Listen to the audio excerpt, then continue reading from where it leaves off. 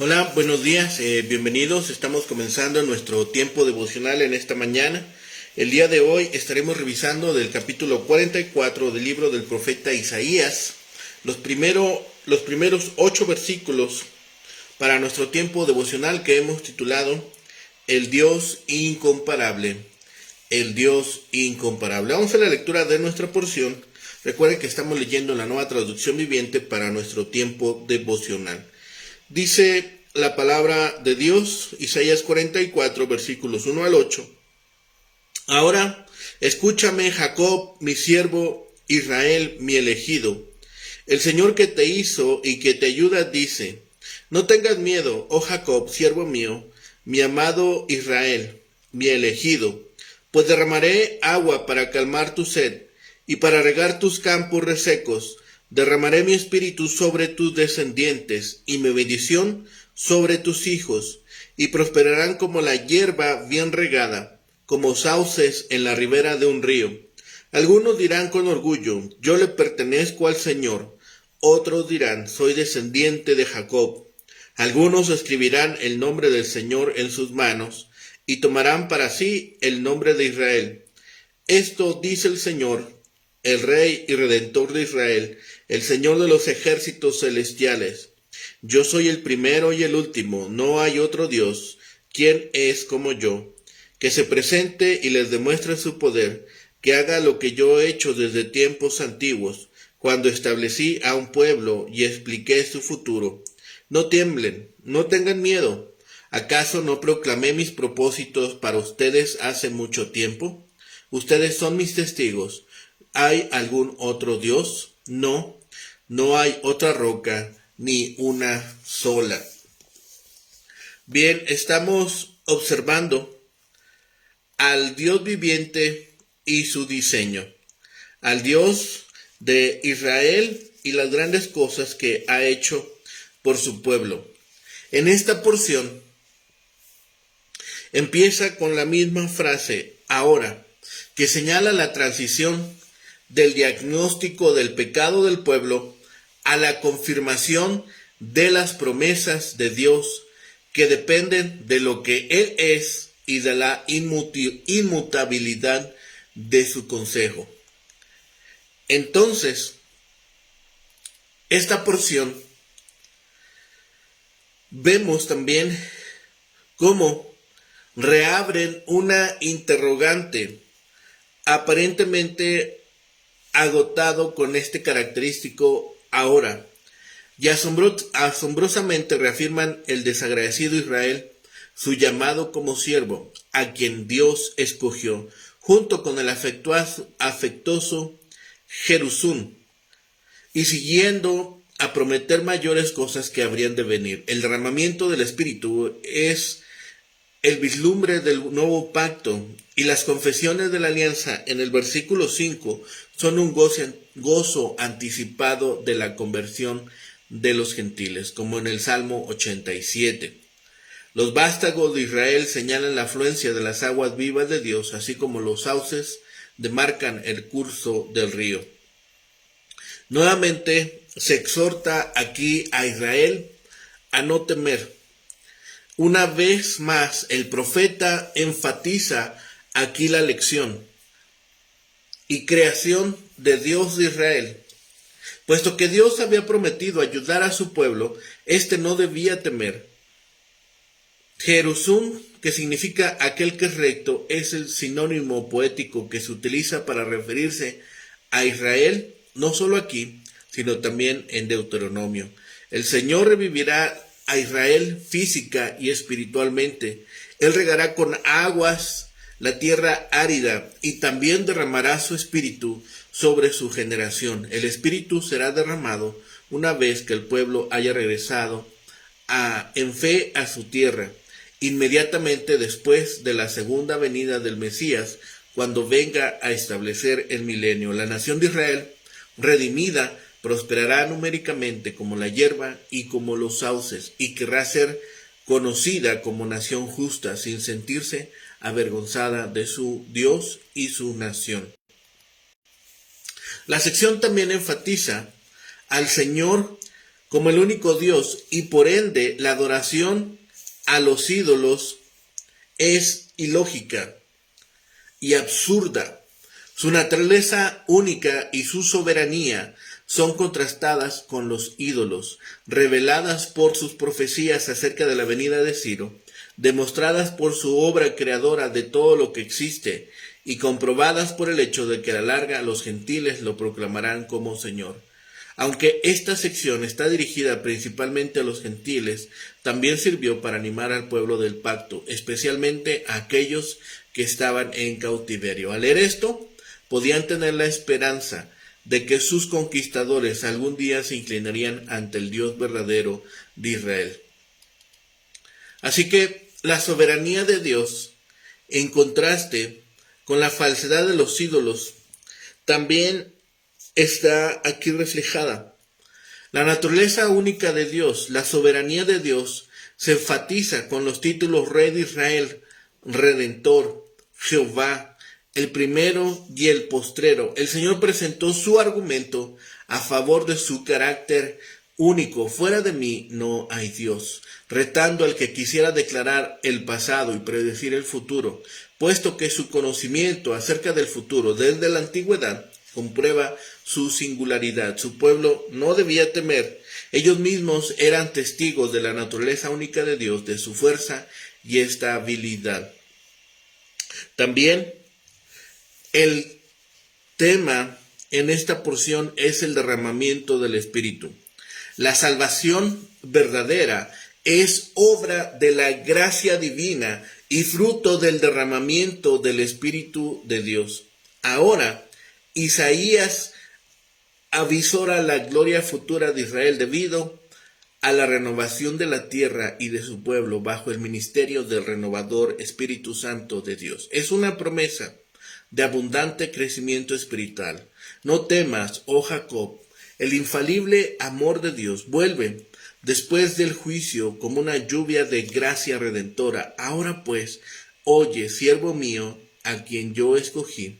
Anteriormente el Señor los entregó al juicio, ahora se ha convertido en su ayudador. No temas, siervo mío, Jerusún. Este es un término acuñado por Isaías como un diminutivo cariñoso que significa el justo. Israel ha sido escogido para una misión especial y debido a esto es que ahora Dios promete consolación.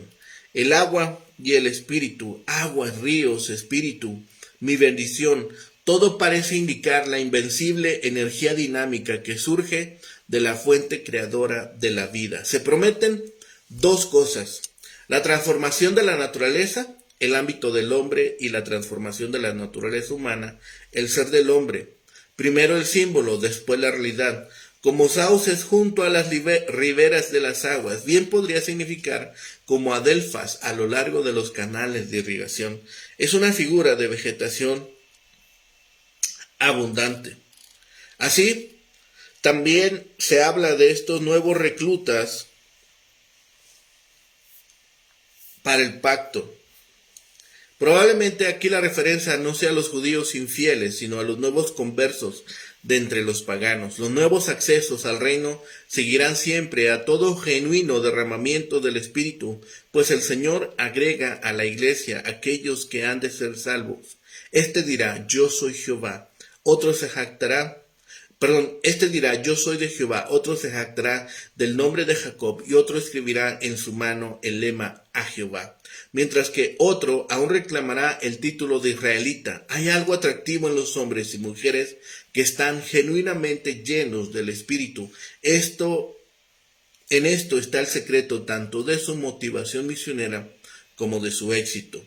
Fuera de mí no hay Dios, declara Jehová. Este pasaje pone en agudo contraste al único Dios con los dioses manufacturados por las artes y artesanías humanas.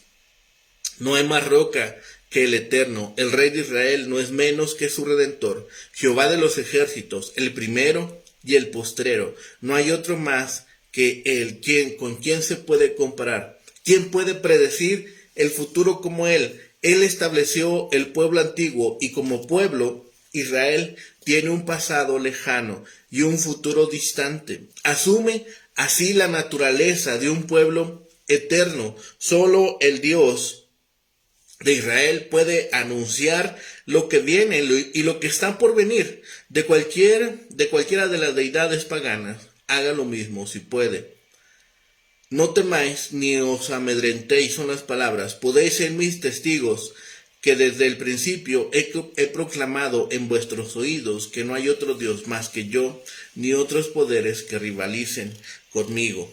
Aquí se llama, como hemos dicho, Jerusún a Israel, lo que significa justo. Solo tales son verdaderos israelitas en quienes no hay engaño. Dios conoce a los que le sirven, Él los ayuda en las dificultades y en sus servicios. El agua es el símbolo del Espíritu Santo, como el agua refresca, limpia y fertiliza la tierra, así hacen sus influencias en el alma. El don del Espíritu Santo es la gran bendición, el abundante derramamiento de lo que Dios guardó para los postreros días. Donde Dios da su Espíritu, dará todas las demás bendiciones. Por ello, habrá un gran crecimiento de la iglesia. Así será difundida a lugares distantes. ¿Había otra roca o protector que pudiera defenderlos? Nadie más podía predecir estas cosas venideras de las cuales daba noticia Dios a través de sus profetas. Todo fue puesto en orden en los anuncios y en los propósitos divinos. ¿Podía otro haberlo hecho así?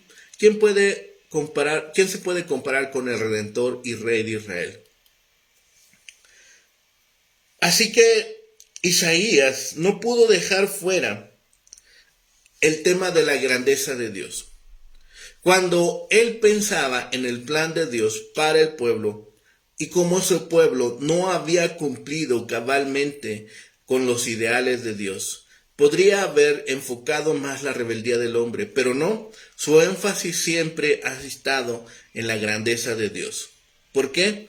Él es incomparable en su creación, nos ha formado y nos ha escogido. Es incomparable en su manera de proveer para nuestras necesidades. Suministra agua para los sedientos y agua para la tierra seca. Suministra el Espíritu Santo para investirnos de poder. Suministra sus bendiciones diarias para su pueblo. Y es incomparable porque nos ha asegurado de su cuidado. Él es Redentor, Él es el único y verdadero. El agua es un elemento indispensable para nuestra existencia. Es interesante que Isaías utiliza este elemento en una metáfora para ilustrar lo necesario que es Dios para nosotros diariamente. Este capítulo anima a su pueblo con la seguridad de las grandes bendiciones que les tenía reservadas al volver del exilio. Muestra la insensatez de los fabricantes de ídolos y de los adoradores de estos, y confirman las seguridades que había dado su pueblo de esas grandes bendiciones, y levanta así sus gozosas expectaciones. Así que Isaías asegura: derramará el Señor su espíritu y hará que su pueblo florezca una vez más. Las últimas palabras del capítulo anterior anunciaron el juicio sobre el pueblo de Dios. Dios dijo: entregué a maldición a Jacob y por ultraje a Israel. Los pecados del pueblo fueron la razón de estas duras palabras de juicio. No merecían otra cosa. Las primeras palabras de este capítulo anuncian un contraste. Ahora pues, oye, la nación judía merecía la aflicción, pero Dios está siempre más dispuesto a otorgar su gracia que a castigar. Jacob era aún su siervo. Dios había escogido a este pueblo, eran suyos, y lo más importante de todo era que él había prometido grandes bendiciones para todo el mundo por medio de ellos. Y como Dios los había escogido, les da seguridad diciendo: no temas, su gracia los iba a bendecir. Dios les da aquí a su pueblo un nombre inusual, Jerusún. Ese nombre se usa solo en otras 3 ocasiones, todas en Deuteronomio, cuando Moisés repasó el pacto de Dios con una nueva generación de israelitas. La vieja descendencia había muerto en el desierto por causa de sus rebeliones y pecados. Una nueva generación había tomado su lugar y estaba lista para ocupar la tierra prometida. En vísperas de tan significativo acontecimiento que Dios había prometido, Moisés se refirió en 3 ocasiones al pueblo como Jesurún. El significado del nombre no está claro, pero la mayoría piensa que significa mi obediente o mi justo, como hemos dicho. Es como si fuera el cariñoso nombre de Dios que Dios empleó para su pueblo al compararlo con el que se rebeló contra él en el desierto en la época de Moisés y los que se apartaron de él en Judá durante la época de Isaías. Una generación había muerto en el desierto para ser reemplazada por otra mediante la cual Dios iba a cumplir sus promesas. Siglos después, otra generación infiel va a ser barrida. Dios enviará a los babilonios contra ese pueblo infiel. Los ejércitos de Nabucodonosor destruirían a Jerusalén y se llevarían cautivas a las poblaciones de Jerusalén y de las ciudades de Judá. Isaías predijo el desastre mucho antes de que ocurriese. El pueblo de Dios tenía razones para temer. Quizá los fieles temían que iban a ser destruidos en el exilio, asimilados en la población del imperio babilonio. Las promesas de que el reino de David será establecido para siempre parecía desaparecer en la catástrofe de la cautividad en Babilonia. ¿Qué esperanza les quedaba de que Dios hiciera realidad la redención que había prometido? El pecaminoso corazón humano que se atemoriza, incluso cuando Dios anuncia sus promesas, necesita ser constantemente reafirmado. Por tanto, el Señor le da seguridad a su pueblo, diciéndole, no temas. La elección que hace Dios es el fundamento de todas sus bendiciones. Una generación de pecadores rebeldes e infieles podría experimentar el juicio divino, pero Él no se olvidará de sus escogidos. Surgirá una nueva generación y sobre esta Dios derramará su espíritu, como se vierte el agua sobre la tierra seca. Este cuadro hace énfasis en su gracia. El pueblo no puede volver a la vida por él mismo. Así como una semilla no puede germinar ni crecer sin agua, un desierto no puede florecer por sí mismo, pero reverdecerá y florecerá cuando venga la lluvia. De igual manera, el pueblo de Dios no tiene vida espiritual sin el poder de su espíritu. Está muerto hasta que la gracia divina lo despierte a la vida espiritual. Vendrá un día en que los fieles de Dios brotarán y crecerán de nuevo, como los sauces junto a las riberas de sus aguas. Mediante su gracia, Dios les da estas bendiciones a su pueblo infiel. El Señor tiene en mente el regreso de un remanente fiel de la cautividad de Babilonia. Otra generación volverá para reconstruir Jerusalén y las ciudades de Judá. Dios los usará para cumplir las otras más grandes promesas de redención, victoria y gloria que se centran en el Mesías, en Jesucristo, en otros lugares de las Escrituras del Antiguo Testamento, incluyendo la profecía de Isaías. Dios prometió que iba a derramar su espíritu sobre toda la humanidad, pero Dios asegura aquí que su pueblo volverá a confesar otra vez su fe en él. Isaías no ve solo individuos aislados profesando su fe en él, sino a multitudes. Algunos dirán, yo soy de Jehová, otros se pondrán el nombre de Jacob, el antepasado de la nación judía. Aún otros escribirán con su mano que le pertenecen al Señor. La traducción de la Nueva Versión Internacional sugiere que escribirán en su mano, yo soy del Señor, pero es más probable que ellos escribirán con su mano a Jehová, como traduce nuestra versión. Mediante la confesión oral y escrita, una nueva generación volverá a prometer que le será fiel al Señor. El Espíritu Santo de Dios obrará ese milagroso cambio de corazón. El Señor basó la promesa que le hizo a Jesurún sobre lo que había hecho por su pueblo. Él lo hizo y lo formó, lo trató con delicado cuidado como una madre que ha llevado a su hijo en el vientre. Con ese amor y esa ternura que le dedicó a su pueblo, también les ayudará. El acto divino de moldear a su pueblo es un pensamiento importante en esta sección del libro. Más tarde, en este capítulo, esta forma de proceder del Señor servirá de contraste con la manera en que los idólatras forjaban a sus dioses. Pero Dios, antes de ridiculizar la insensatez del paganismo, establece su superioridad. Él ha hecho más que crear y formar a sus hijos, y llama la atención de su pueblo a todo lo que ha hecho y lo que hará. Con la solemne introducción, así dice Jehová, Dios se da a sí mismo una serie de importantes nombres que nos ayudan a entender lo que ha hecho por los suyos. Él es el Rey de Israel, que ha administrado eficientemente los asuntos de su pueblo. Ningún rey terrenal de los que reinaron sobre el pueblo de Dios fue perfecto. Todos tuvieron faltas y algunas muy graves. El Señor es el perfecto y sabio gobernante de su pueblo, que controla todas las cosas para el bien de ellos. Él es también su Redentor. La palabra redimir que se usa aquí es un término especial que se encuentra repetidamente en la segunda parte de la profecía de Isaías. Aparece un total de 24 veces en los capítulos 40 al 66 y una sola vez en los primeros 39 capítulos. Esta palabra pone el énfasis en la actividad de Dios, pues solo Él puede redimir a su pueblo después de que éste se haya esclavizado por su propio pecado y rebelión.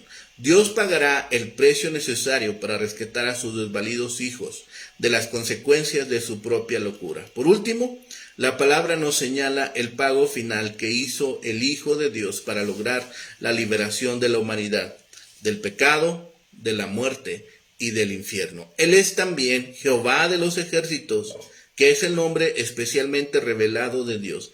Él es Jehová, el Dios de la gracia gratuita y fiel, es decir, el Dios del pacto. Él es el yo soy que se apareció a Moisés. Además, es todopoderoso, puesto que controla a las huestes celestiales. La idea de que gobierna a las huestes celestiales se encuentra en la expresión en la frase Jehová de los ejércitos. Como el Señor todopoderoso es este término. Este término destaca la superioridad que Dios vuelve a subrayar en las siguientes palabras. Yo soy el primero y yo soy el último. Antes de que los israelitas se convirtieran en una nación, antes que Abraham y de Adán, Dios es. Él existía antes de las primeras palabras de las Escrituras en el principio. Finalmente, no hay Dios como el de las Escrituras. Él dice claramente, fuera de mí no hay Dios. Nadie debería dudar de esta verdad, pero el corazón pecador se sigue resistiendo a esa certeza. Para quitar toda duda, Dios desafía a los que han hecho ídolos y confían en ellos. Reta a los falsos dioses y a los que creen que estos son iguales al Dios Altísimo. Específicamente lo hace en cuanto a su poder, por el que cuidó de su pueblo en el pasado y para predecir lo que le sucederá en el futuro. El Dios de la Biblia es el Dios de acción, que hace cosas en beneficio de su pueblo. Lo que aún es más impresionante, el Todopoderoso predice sus acciones antes de que éstas tengan lugar. ¿Puede cualquier Dios creado por la imaginación humana proclamar lo mismo? No, las estatuas inanimadas permanecen mudas. Dios obra por causa de su fiel amor para los de su pueblo. Ellos reciben todos los beneficios de sus actos. Ese consuelo era necesario para los judíos y también era necesario para nosotros. A través de los siglos, los creyentes no han afrontado exactamente las mismas dificultades que tuvieron los judíos en la cautividad. Sin embargo, Dios sigue siendo la roca que les da seguridad, sin que importen los turbulentos problemas que se arremetan contra nosotros y en contra de las futuras generaciones de creyentes. No hay otra roca. También nosotros necesitamos escuchar la exhortación alentadora. No temáis ni os amedrentéis. Nuestra confianza y esperanza están fundamentadas en nuestro Rey, en Jehová de los ejércitos, el Redentor, el primero y el último. Él es nuestra fortaleza. Fuera de Él no existe ni amparo ni redención, porque fuera de Él no hay Dios. Tomemos esta confianza Tomemos estas palabras, confiemos en ellas. El tiempo vendrá cuando nos enorgullezcamos de pertenecer a Dios. Si en verdad somos de Él, no debemos avergonzarnos, sino gozarnos en permitir que todo el mundo sepa de nuestra comunión con Él. Que todo el mundo conozca en quién hemos confiado, en quién hemos depositado nuestra confianza y en quién estamos dispuestos a seguir su palabra, confiar en cada una de ellas y manifestarlas al mundo entero. Oremos para que en este tiempo también otros lleguen al conocimiento de la palabra, depositen su confianza y también empiezan a vivir esta vida recta, siguiendo la ley, los estatutos y los mandamientos de Dios, para que también nosotros seamos dignos de ser llamados rectos. Oremos por ello. Bendito Padre y Señor, gracias te damos, Señor, porque siempre eres bueno. Gracias te damos, porque tu amor siempre está sobre nosotros, porque tu gracia y tu misericordia, Señor, nos consuelan, nos alientan, nos fortalecen, porque tu Espíritu Santo, Señor, siempre está a nuestro lado, recordándonos tu palabra, recordándonos, Señor, las grandes cosas que has hecho por nosotros. Padre bendito, gracias por la bendición de contar con tu Espíritu. Gracias por la bendición de contar con tu cuidado.